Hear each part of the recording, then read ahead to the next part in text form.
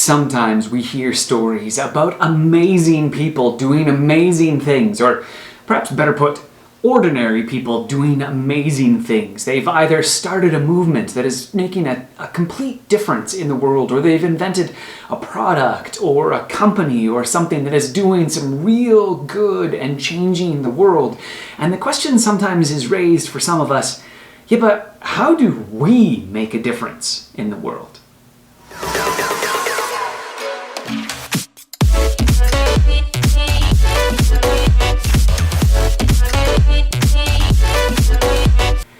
Now, I want to recognize that some of us are called and equipped to build world-changing things. We are the kind of people who God can work through to change the way that the world functions on a large scale. Much like that example that I used on Sunday of Samuel Mockbee, this architect who decided to say, maybe we should shift our work from being only to those who can afford it to those who really need to experience beauty in their everyday lives, to the poor and those who can't afford to pay for our architectural firm.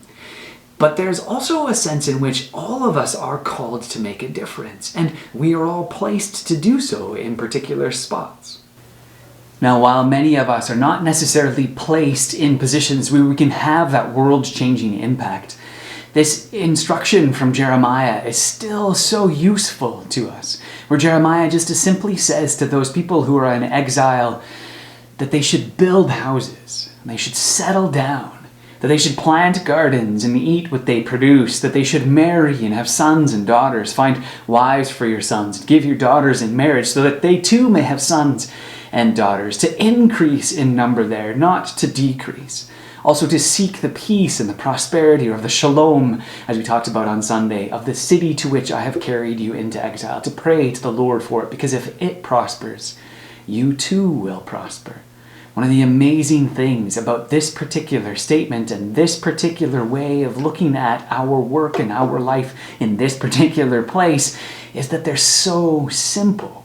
That we do what we can to make the world better around us, but they're simple engagements in the world: to build houses, to settle down, to plant gardens, to eat what it produces, to share with others, to build families and relationships and communities that make a difference in the world, to go through kind of our everyday simple tasks in a way that makes a difference for those who are around us. And maybe you feel a little overwhelmed in trying to think about what you can do to make the world a better place. Well, here's a list of 7 simple things that you can do. You can simply listen to others. We're not always very good at doing that in our current culture, and so actually listening to someone and hearing what they're saying is so kind. And that leads me to the second one. Simply be kind to other people, to use common courtesy. In some ways, that's such a blessing, and it can make a huge difference in someone's life.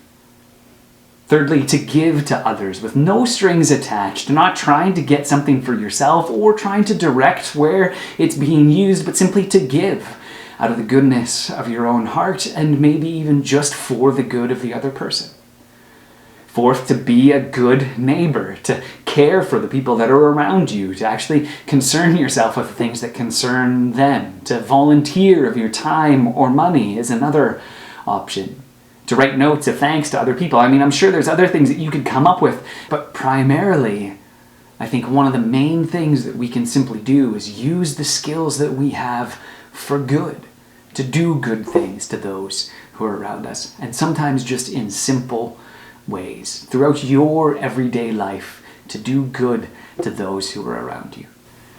And so as you think about ways to make a difference in this world, to reach out into this world in love and service, may you remember that often it's the little things that can really make a difference in the lives of those around you.